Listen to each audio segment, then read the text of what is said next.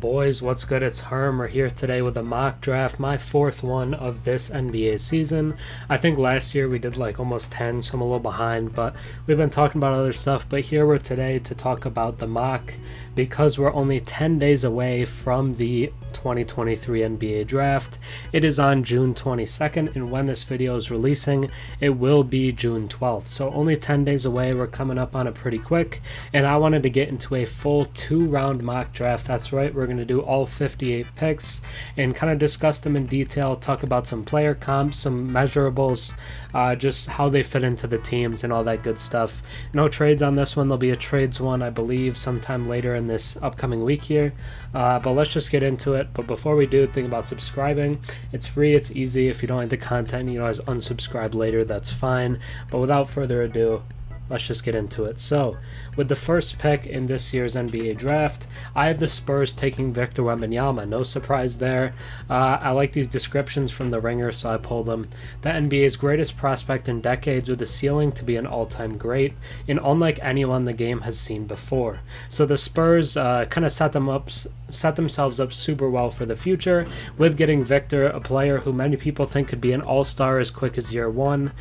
7'5", 230 pounds, 19 years old, with an 8-foot wingspan, which is just insane. 22 points per game, 11 rebounds, and 3 blocks in the LNB this season.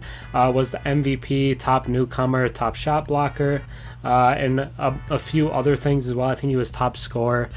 He was just the best player in the French league as a 19-year-old, and he's phenomenal. He's a great player. He's one of the best prospects in a long time. Is kind of like this generation's Kareem Abdul-Jabbar, just in the kind of new age prospect that they are, and kind of like a taller Anthony Davis. Is a guy who's great offensively, but is still a very dominant presence in the interior on the defensive end, and this is no shock. So let's just get into the picks that are a little more interesting. This is not what I would do. I want to put that out there pretty clearly early on. I've been very transparent that if I were the Hornets, I would take Scoot Henderson, but this is more of a projection of what I think will happen, and I think the Hornets will take forward Brandin Miller out of Alabama, a tall scorer with playmaking skills who can do everything on the court. 6'9", 200 pounds, 20 years old, is a little older, but not too bad. He was still a freshman at Alabama. 6'11" wingspan, 19 points per game, 8 rebounds, and 38% from 3. Spaces the floor really well. He is by no means a bad fit in the Hornets team. He can be in the forward spot next to Miles Bridges, who plans on coming back to the Hornets next season, and they will have a forward tandem to go with for the future. They don't have to worry about 2 point guards with Scoot and LaMelo, and they just add a guy who feels like a future all-star at the wing spot. Very comparable to Paul George in the way that he does everything pretty well.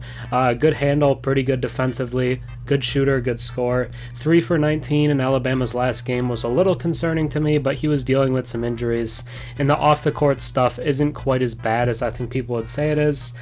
He was not guilty in anything involved with that, at least to this point, and he was more of a bystander, I would say. He wasn't really directly involved, in my opinion. And while he does have some concerns with the legality stuff, he's a great basketball player. He's one of the best basketball players in this draft class. But to me, on my big board, I ranked him 4th. I think Scoot is the better prospect. But the Hornets get a very good player at number 2. And at number 3, just because I'm doing no trades, let's say Scoot falls to 3. Portland's on the clock. I have them taking Scoot. I think at this point, you just have to take this guy because it's being said that he would be the number 1 pick in basically any of the past 5 drafts except for the Zion years. Scoot is a super phenomenal prospect, is a very, very strong, physically imposing point guard, supreme athlete who wants to bury his opponents with ferocious dunks, plus he has the skills to both lead an offense and energize a defense. Not a great defender at this point, but has the skills to be a very good one with the length and stuff like that. His kind of production and efficiency in the G League Ignite was lower this year than it was the first year, but I think after he dominated against Victor Wembanyama, when the two of them went back and forth, both of them played great. I think Scoot kind of phoned it in because he knew how great he was, but 6'2", 195 pounds, 19 years old with a 6'9" wingspan, crazy wingspan for his size, 16.5 points, 6.5 assists, and 1 steal per game for the Ignite this season. Yes, they have Dame, yes, they have Simons, and they have Sharp too. I know they have a lot of guards, but you just can't not take Scoot Henderson at this pick to me. Whether you're going to trade him later on or you're going to trade Dame or Simons or whoever, I think you have to take Scoot here if he's still on the board, but there obviously would be a lot of teams interested in getting into this pick. At number 4, the Houston Rockets, I have them taking Cam Whitmore. A lot of people say Amen Thompson would be the pick here, but I'm going to get into why I think Cam Whitmore should be, but let's look at him first. Relentless competitor who has a high floor and has flashed signs of stardom at Villanova last year. 6'6", 235 pounds, only 18 years old, pretty young, 6'8" wingspan compared to guys like Miles Bridges and Josh Smith. As elite athletes on the wing who are very good at getting to the rim, but also have kind of a pretty decent mid-range pull-up and isolation type of game, although they are better among great ball handlers. For the Rockets here, this is the idea. They are pursuing James Harden very heavily, and on top of that, it's now being reported if they miss out on Harden, they might pivot and try to get Kyrie Irving. So the Rockets are looking to add a very high-end point guard this offseason, whether it's Harden or Kyrie or even someone like Fred VanVleet. So to me, Amen Thompson is the pick there. Doesn't make as much sense if you're going to do that. So add an elite wing prospect in Cam Whitmore to place next to Jabari Smith and Şengün in the front court, and I just think it's great. I think he'll be great alongside a really good ball handler, and to put him as your small forward of the future, the Rockets shouldn't feel bad about this at all. I actually think Cam Whitmore is a super high ceiling prospect, is a guy who could be a perennial all-star and just has the body of a great NBA player. At number 5, I have the Pistons taking Ausar Thompson, the brother of Amen Thompson, blur of an athlete who makes a significant two-way impact with lockdown defense and aggressive downhill scoring. Amen is still on the board here, but I'm going to take Ausar because I think he fits what the Pistons need a little better. They have 2 ball handlers in Cade Cunningham and Jaden Ivey, so taking Amen Thompson would be a little confusing to say the least in terms of what that would look like moving forward. But in a guy like Ausar, you get a guy who's on the wing and is a great defender right now. One of the biggest concerns with the Pistons, I would say, is kind of perimeter defense. When you're playing Bojan Bogdanovic as well as Jaden Ivey, who isn't a great defender at this point, adding someone like Ausar kind of fills in the gaps. He also has the upside to be a very good offensive player, but right now he's a great defender. The shooting could be a little concerning because both Cade and Ivy have had shooting concerns, but I say you work around that. You get a guy who's a phenomenal athlete and a guy that makes more sense as a player who can play the small forward and just feels like a clean fit for this Pistons team. 6'6", 220 is a pretty big 6'6", 20 years old with a 7-foot wingspan. Pro comparison, guys like Jason Richardson and Sean Livingston is longer kind of guards/wings who can play great defense and have a nice offensive game on top of being great athletes. This is obviously pre-injury Sean Livingston, but he really made a home with an elite mid-range jumper as his career went on post-injury. But Ausar Thompson is a guy with a high ceiling and just makes more of a cleaner fit than his brother Amen. But at number 6, I have the Magic going with his brother Amen out of the overtime elite as well. Electric shot creator with a distinguished combination of passing, vision, and zippy athleticism. This dude is a 99th percentile athlete. He's one of the best athletes we've had come in a long time.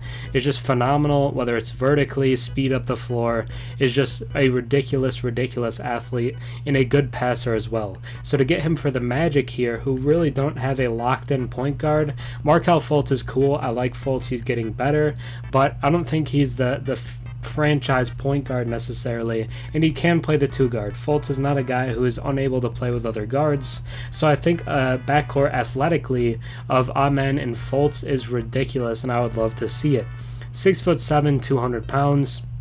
20 years old with a 6'9" wingspan, has been compared to a taller Ja Morant or a thinner Zion Williamson. So just guys who use great athleticism to be dominant forces offensively.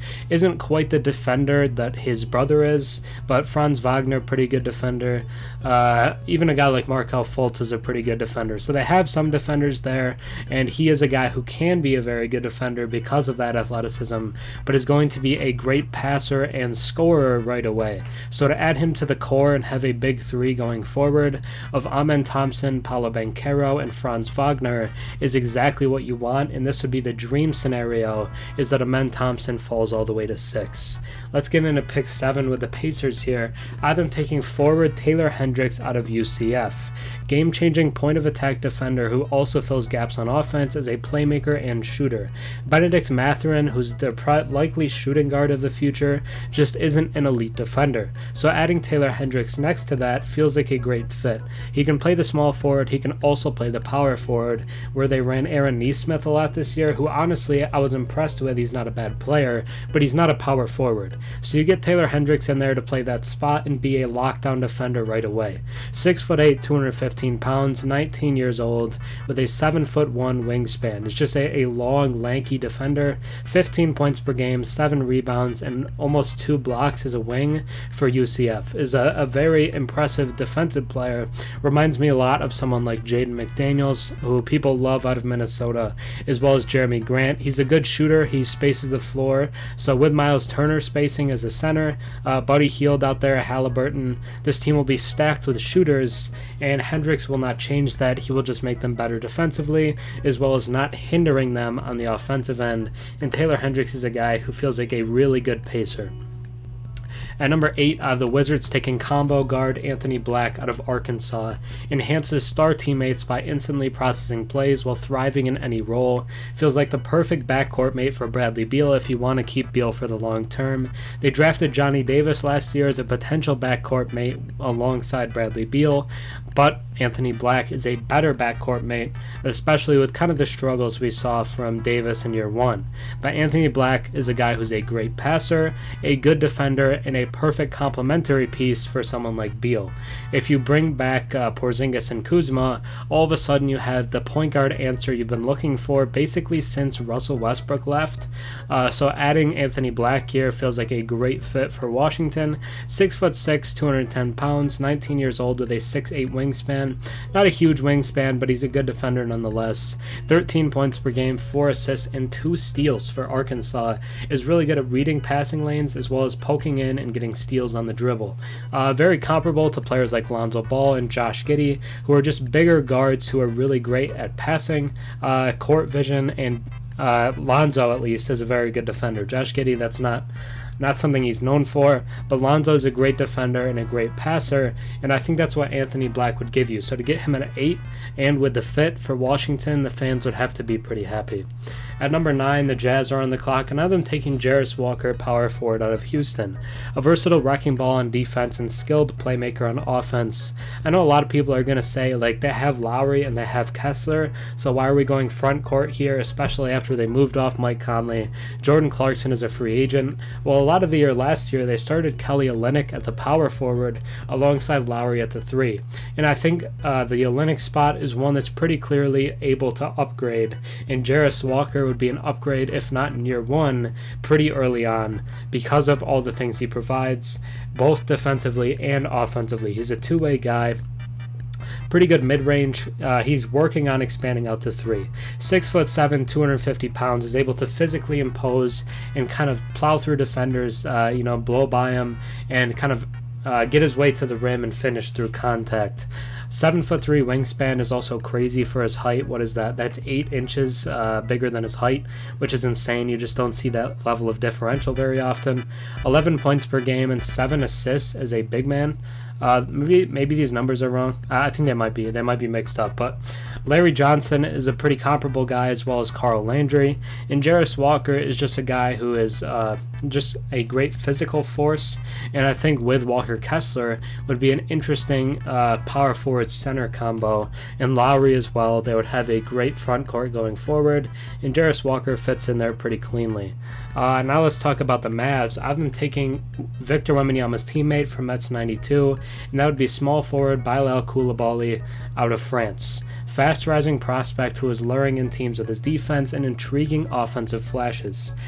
He started this year as kind of like on the junior team for Mets 92. He wasn't on the top team with Victor, but as the season went on, he got promoted, and now he starts and plays super meaningful minutes.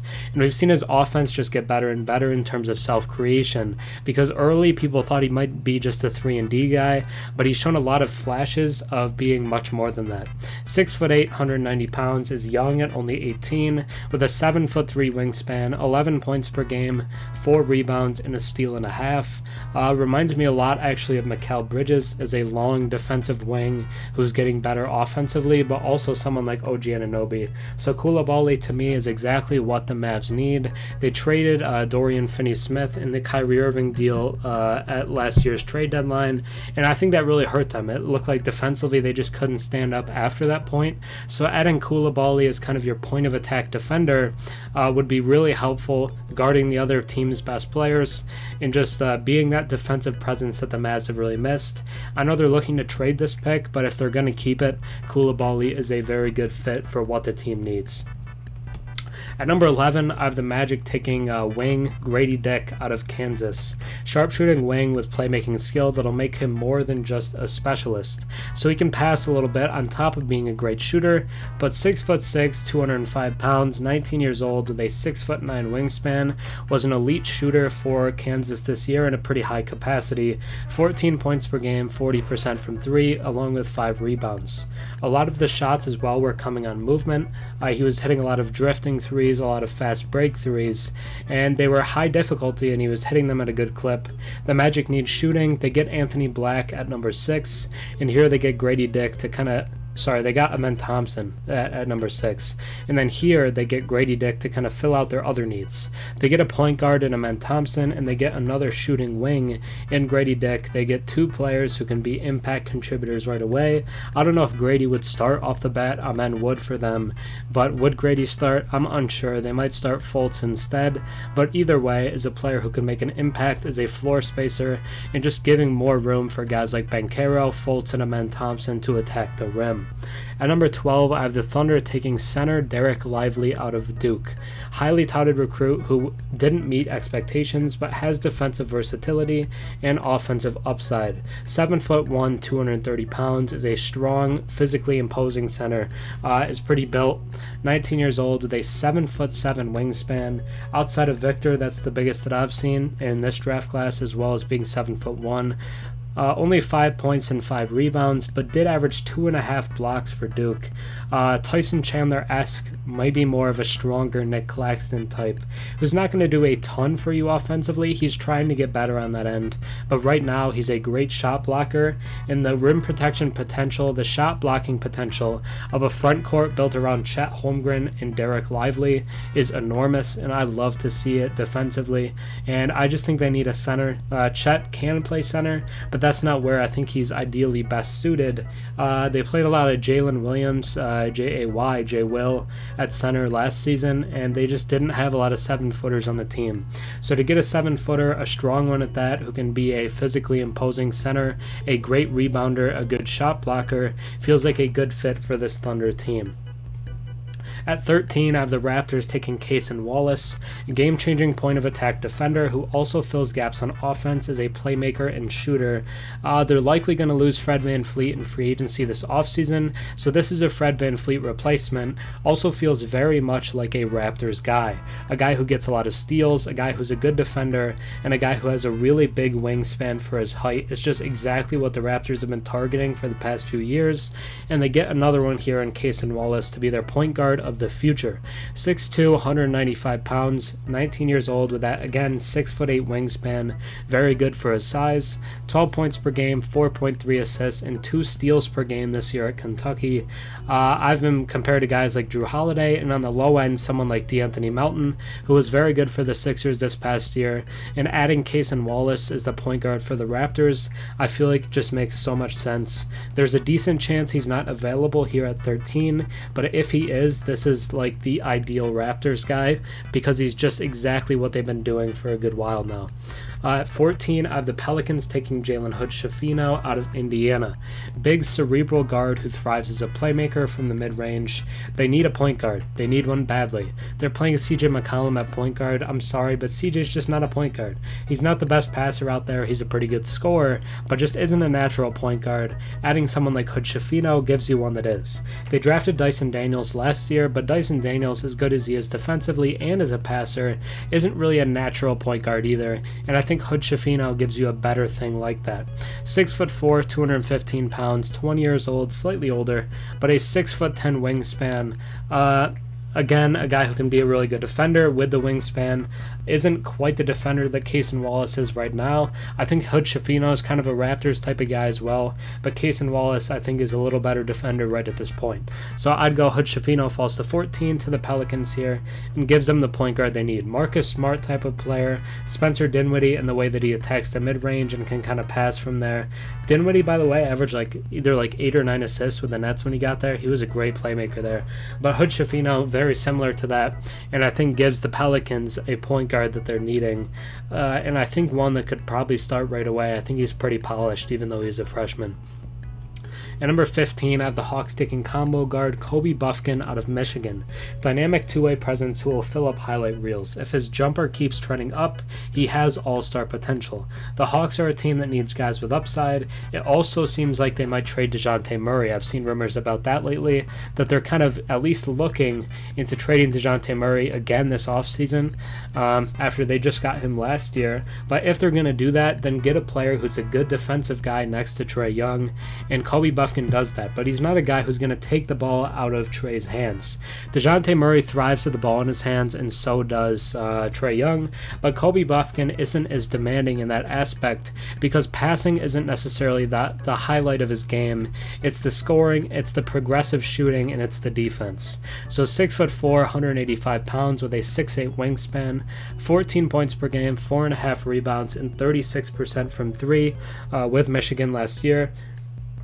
Excuse me. And he is just a quick, fast guard who excels getting into the fast break and getting steals and getting out. Tyrese Maxey type of player, Emmanuel Quickley type of player.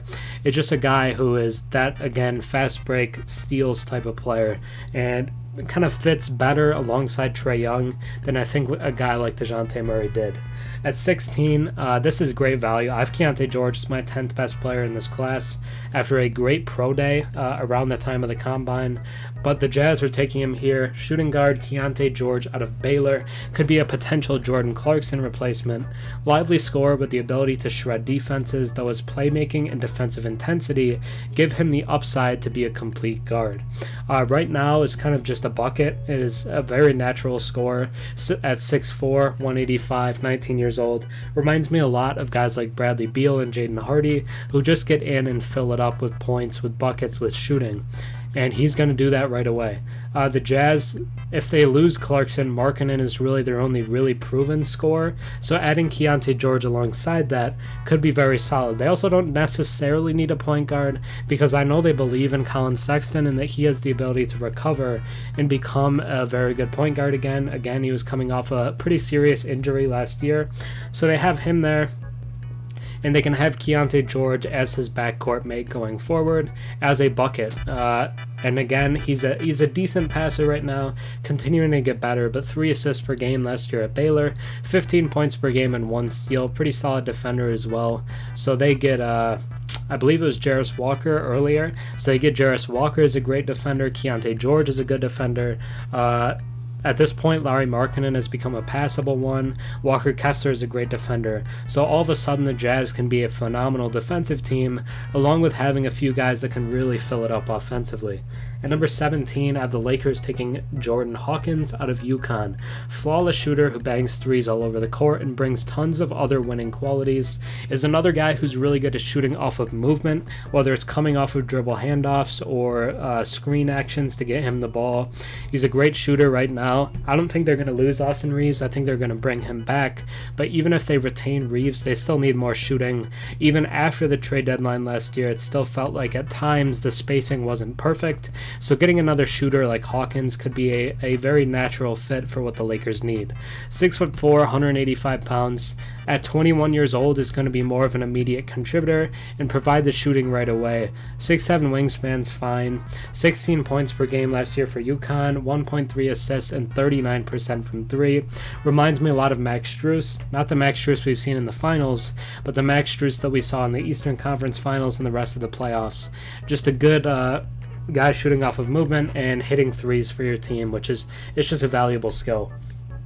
At number 18, I have the Heat taking Leonard Miller out of the Ignite. Big man with guard skills, but he's still growing into his body. Is kind of a little bit of a project, but is a super high upside player. And the Heat like to take swings. If we're just being honest, they find guys that they like, that other people might be a little lower on, that they say, hey, we think we can turn this guy into a winner. And I think Leonard Miller is a guy who you can turn into a winner. Was really good towards the end of the Ignite season, and at times looked like their best player. 6'9", 215 pounds with a 7'2" wingspan, 18 points per game and 11 rebounds, is kind of a walking double-double, and him alongside Bam Adebayo I think would give you a really interesting and versatile front court that's really good at passing and just being long, getting rebounds, and at times blocking shots. Reminds me a lot of kind of younger, like prime Paul Millsap, and I think Leonard Miller is a player who's really unique and a guy that could really benefit from a team like the Heat in their development system. At number 19, I have the Warriors taking Nick Smith Jr. out of Arkansas. Slippery scorer who can get into any shot he wants to, but needs to improve his consistency. They're probably going to have to trade Jordan Poole this offseason just because of like the hard cap, the second apron type stuff with the new CBA. But if they bring Nick Smith in, it could be an interesting Jordan Poole replacement and a guy who can be kind of a spark plug scorer off the bench early on with very high upside and on a lot cheaper deal than Jordan Poole. So Nick Smith, worth taking a shot on. Was kind of disappointing with injuries and even when on the floor this year at Arkansas. But if you're the Warriors, you say, hey, we've done a great job at developing guys, and this guy's worth a shot because he has the upside to be like players like Jamal Murray and Tyler Hero, is kind of great offensive guys and guards who are just natural scoring types. As well as being decent passers. Jamal Murray has been a really good passer. At times people thought Nick Smith could be a point guard. I'd probably call him more of a 2.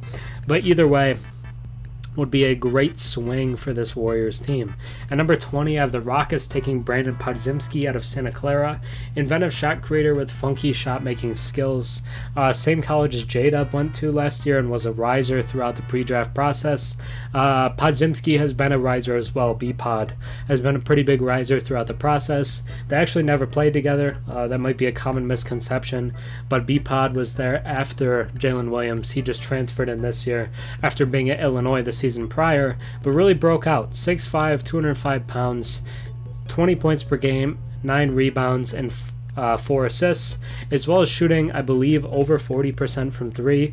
Is a great floor spacer, a great passer for a guy like his type, and a great rebounder. I really like B-Pod a lot. I think he's a great fit for the Rockets as well.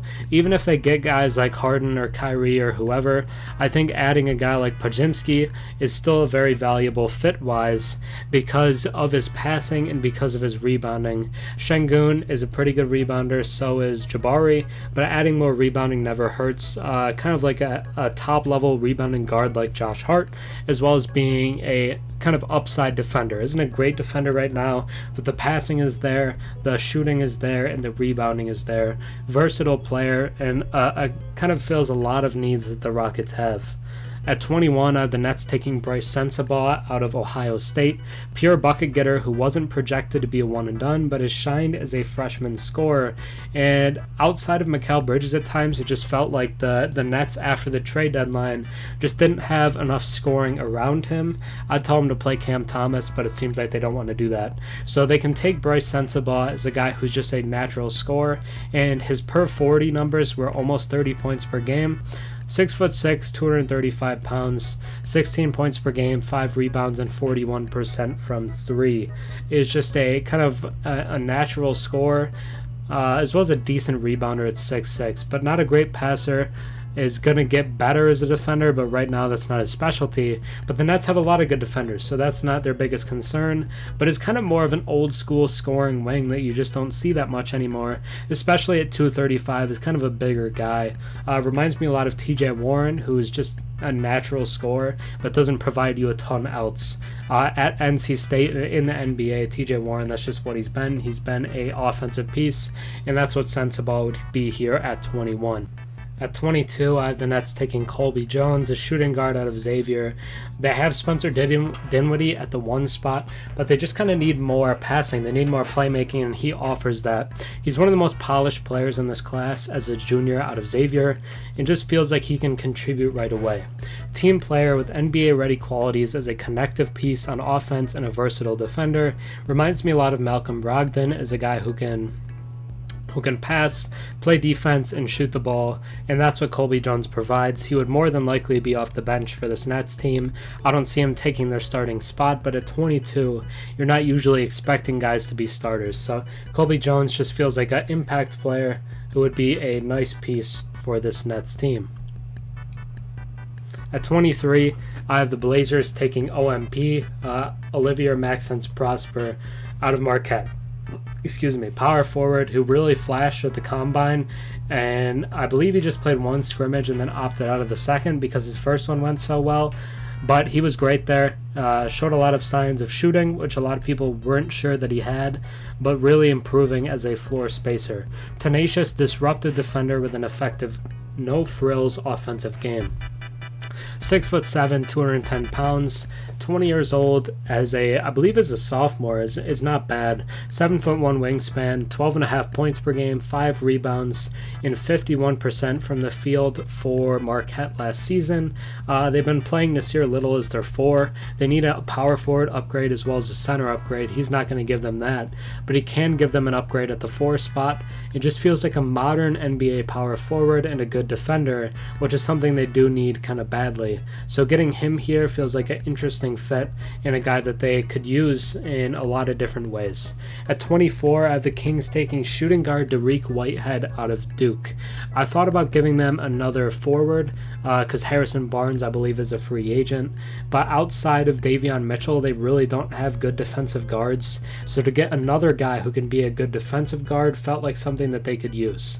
So skilled on-ball scorer and a hard-nosed defender who's off to a slow start in his collegiate career, was projected as one of the best players in the class, but kind of struggled to get going offensively, but that doesn't mean he shot poorly. 42% from 3, fits what the Kings do offensively, is a quick guy, is a good shooter, and really helps them on the defensive end. 6'6", 195 pounds with a 6'10" wingspan. At 18 years old, he's also going to continue to get much better, so Dariq Whitehead could be the shooting guard of the future next to De'Aaron Fox in the backcourt if he hits his potential. If not, he can be a good bench defender like Davion and just kind of help them in areas that they need it, as well as not disrupting what they do offensively, which is where they really shined. At number 25, I have the Grizzlies going shooting guard Ben Shepherd out of Belmont, sharpshooter with a knack for movement who shows on-ball flashes thanks to his playmaking roots. Luke Kennard was great for them, but who knows if Luke Kennard's going to come back to the Grizzlies next season. I don't believe he's under contract for next year. It was more of a rental than anything else. But even if he does, they need more shooting, and that was pretty obvious by how much Luke Kennard contributed when he came in. So getting Ben Shepherd as a guy who can do sort of the same role, I think is very important and valuable to this team moving forward. At some point, I might argue they should take a point guard because of the Ja suspension, but Ben Shepherd fills other needs that they have, most particularly the shooting. 6'5", 195 pounds, 21 years old, with a 6'8" wingspan, 19 points per game last year at Belmont, 3 assists, and just about 42% from 3. Was a great shooter for Belmont as well as a very good scorer at the combine. Showed more potential of being kind of a self-creator. So if he can be maybe even what they thought they were getting out of Zaire Williams, then he would be a great piece. So it is a guy who's kind of a nice upside shot here at 25, and one guy that's continuing to rise. A lot of people think he could go top 20, but if he falls here to 25, then the Grizzlies are getting a sharpshooter and kind of a Luke Kennard type, very Quentin Grimes-esque as well as Alec Burks. Not quite the defender Grimes is, but similar offensively. At 26, I have the Pacers taking Chris Murray out of Iowa. A lot of people just mock him to the Kings because they have Keegan. I think that's lazy, although, maybe they could take him. I don't think you should just mock that every time. So I'm going to mock him to the Pacers here. They got Hendricks as their possible small forward, and then they can match him with potentially their power forward in Chris Murray. Or whether they decide to play Mathurin at the 3 and Hendricks at the 4, they could do that.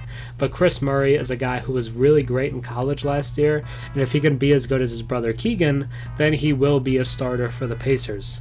Intelligent player who understands his 3-and-D role and thrives in it.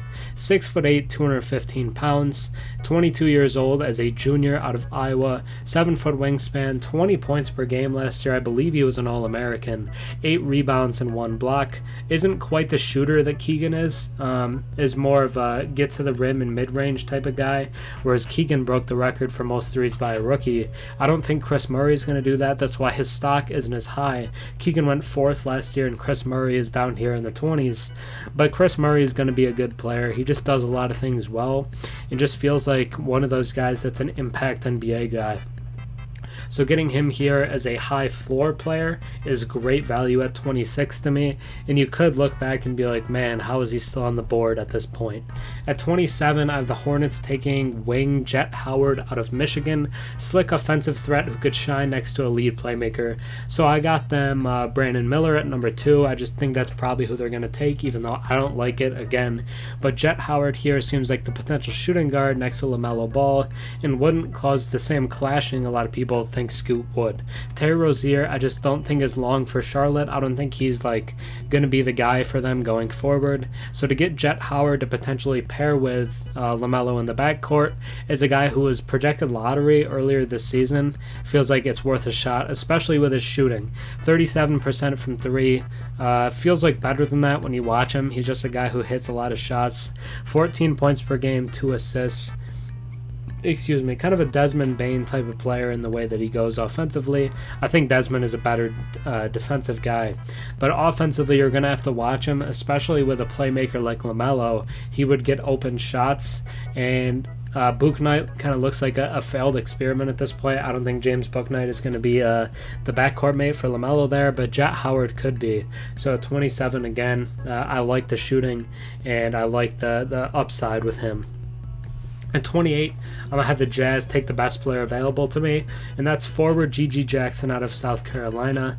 I know they took Jarace Walker earlier, but G.G. Jackson is a guy who was the number 1 overall recruit in his class before changing to this year, and although at times people question his effort, it wasn't a bad season for him at South Carolina.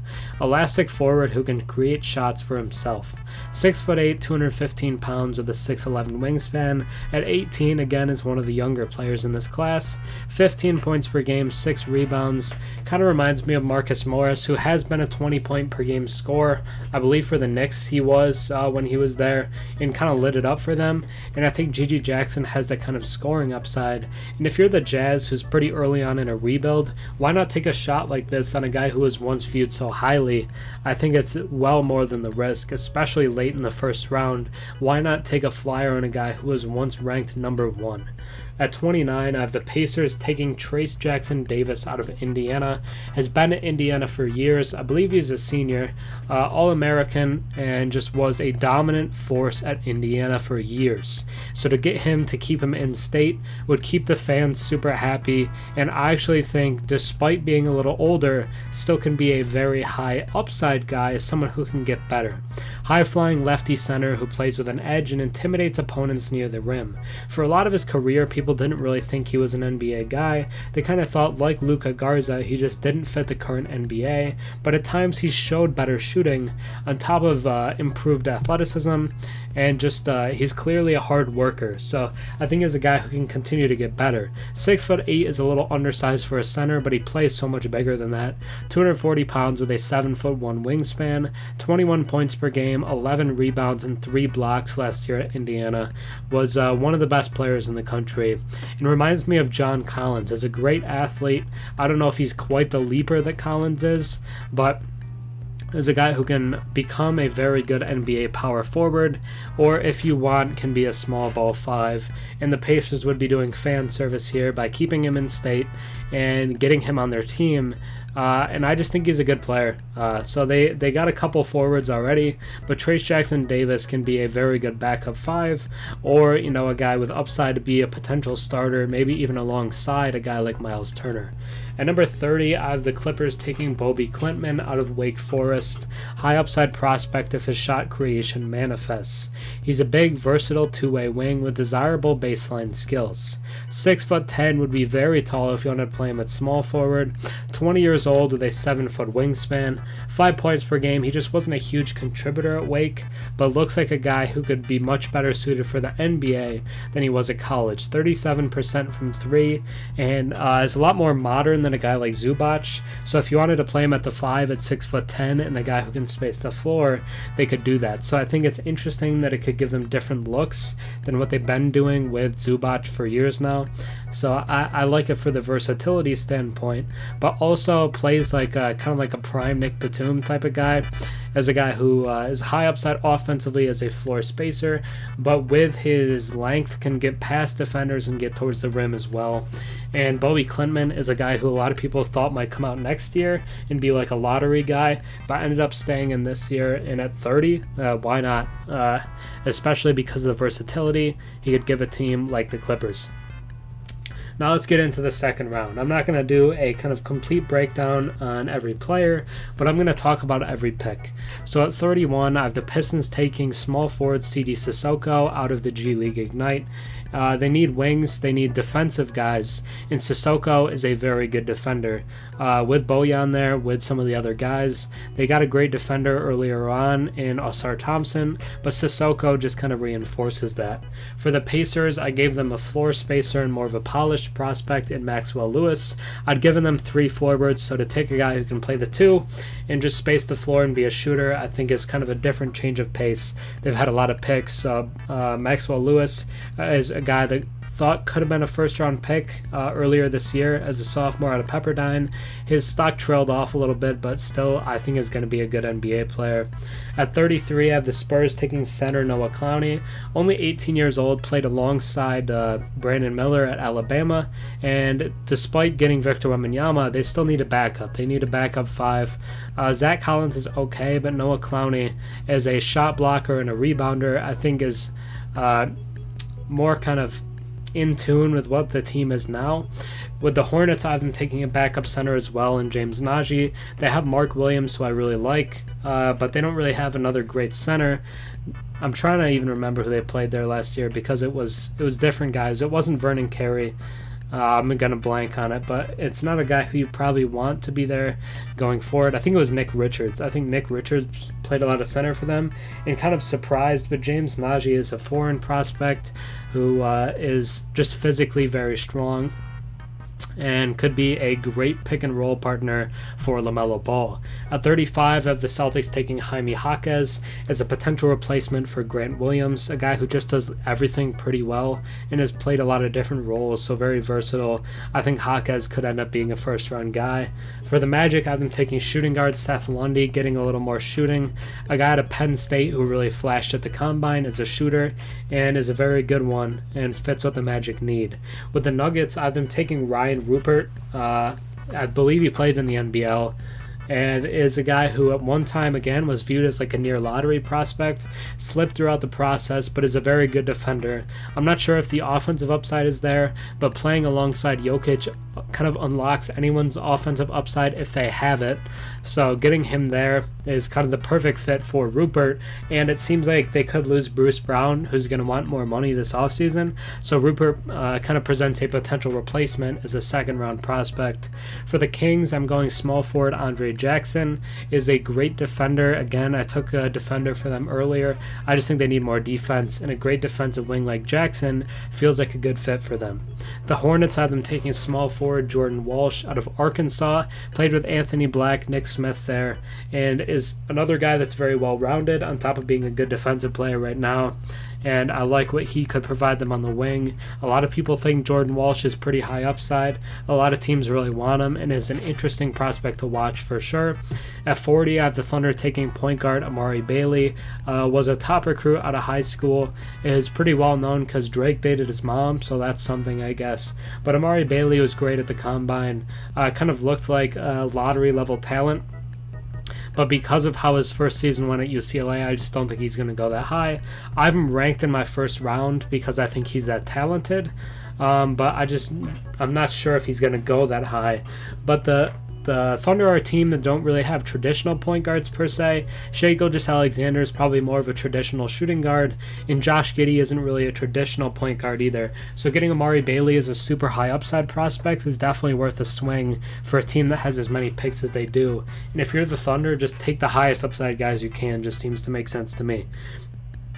For the Hornets at 41, I have them taking a backup point guard, and Marcus Sasser out of Houston, a veteran there, was there a long time. At 42, the Wizards, I have them taking a stretch 5 in Tristan Vukcevic as a kind of, I believe he's either 6'11 or 7 foot, but a really good shooter for that height and really fits the modern NBA. And him and Porzingis together, I think, could be super fun and interesting to watch. And if they lose Porzingis, they get a guy who they could potentially develop to be a similar player, and it's great value in the second round. For the Blazers, I have them going small forward Keontae Johnson. I believe he's only 6'4", which is kind of undersized, but was great in this year's March Madness, was great throughout the year, was an all-conference selection, is a guy who had a heart condition and came back from it and was phenomenal, is a natural scorer, a bucket getter, and they need wings. If Jeremy Grant leaves this free agency, they're going to be very barren at the forward spots. I drafted them one earlier. They have Nasir Little, but Keontae Johnson is an upside guy who's already very good offensively. The Spurs have them taking Julian Strawther out of Gonzaga. Gonzaga, well-coached guys, and Popovich likes well-coached guys, so Julian Strawther feels like a pretty natural kind of fit there.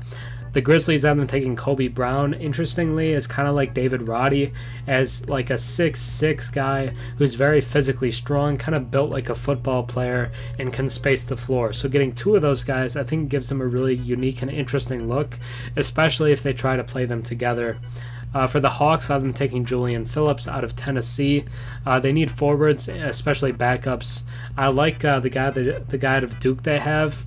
Jalen Johnson, I think, showed some flashes throughout the playoffs, but they still need more backup in the front court, so Phillips could provide that. For the Lakers, I've been taking shooting guard Terquavion Smith out of NC State. Super undersized. He's like 6'2" and like 150 pounds, but is a phenomenal athlete, one of the best athletes you'll see, and a really good competitor who I would love to see on the Lakers. At 48, I have the Clippers going Jalen Wilson out of Kansas. Not sure how he's going to adjust to the NBA because he was the option at Kansas. He was the guy, the lead offensive guy. He's just not going to get that many touches in the league. So it's interesting. It's going to be interesting to see if he'll be a good backup scorer or what he'll end up being in the NBA. But was a great college player. For the Cavs, I have them going small forward. Jordan Miller can space the floor and attack the rim. They need more wings, and getting one who took his team to the Final Four, not a bad look. For the Thunder, I've been taking center Mohamed Gouye out of Washington State. They need more tall guys. They just need more centers. So getting Gouye here out of WSU, I think, is good, especially they got Lively earlier. They get another backup here, worth a shot and getting more front court depth. For the Nets, I've been taking combo guard Isaiah Wong, also out of Miami. Very high upside scorer, so him and Cam Thomas could be super fun as scoring types. But the Nets, I think they just need more scoring, so getting Isaiah Wong, who could provide that off the bench, and could be a great kind of crossover guy because of the handle, because of the deep crossover. I like Isaiah Wong, and I think he's a good pick at 51. For the Suns, I've been taking small forward Amani Bates, who's kind of one of the most debated and kind of like controversial, I don't know, players in this draft class. Was projected to be like a number 1 overall pick and just struggled in his freshman year at Memphis. Transferred to Eastern Michigan, put up good stats, but clearly against worse competition. People wonder if he can do other things besides scoring, if he can become more efficient, but is known to be kind of close to Kevin Durant. So if there's a better mentor than KD in terms of lanky scores, I don't know one. So getting him there, I think, is just about the best situation for Amani Bates to potentially reach that potential he has. For the Timberwolves, I've been taking like a wing and Ricky Council IV out of, I believe, Arkansas as well. And is just a guy who does different things as a passer and defender. For the Kings, they need more front court depth with Sabonis. That was really all they had in the playoffs. It felt like they kind of got exposed in terms of rebounding. Kevon Looney really handled them. So getting Sanogo, who I really like, led Uconn to the championship. I think you could argue he was just as impactful or more impactful than Jordan Hawkins. So Sanogo here, who again was a good combine performer in the scrimmages, put up a double-double in one of the games. Traditional center could be interesting next to Sabonis or just behind him on the bench. For the Pacers, they need a backup 5 as well behind Miles Turner. They have Isaiah Jackson, and I believe Jalen Smith is still there, so maybe they like those guys better. But Oscar Tshiebwe was a National Player of the Year in college for Kentucky 2 years ago and was just a great contributor in college, but again, more of a traditional big than a modern NBA big. For the Grizzlies, I have them going point guard Jalen Pickett out of Penn State. Was a great player for Penn State this year as a scorer, as an athletic guard, and if John Morant's going to miss time, you probably need point guard help, and Jalen Pickett is a high upside one.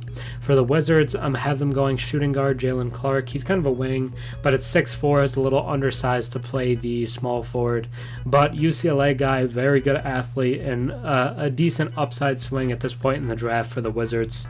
And for the Bucks, I have them taking Chris Livingston. A lot of mocks don't even have him being drafted, but there's like some weird stuff coming out from Shams saying he stopped working out for teams, so people believe he has a promise. If Livingston went in the first round, I would be shocked. I would be like, I couldn't believe it if that happened. But he has stopped his workouts well before the draft even started, so it almost feels like he has a promise from somewhere. So I wanted to get him on the board, but in my heart, I just don't believe he's a top 58 guy. But I put him here just because the reporting, seemingly kind of suggests that he'll end up getting drafted. I just don't know where that is, so I'm going to slot him in at 58 for now.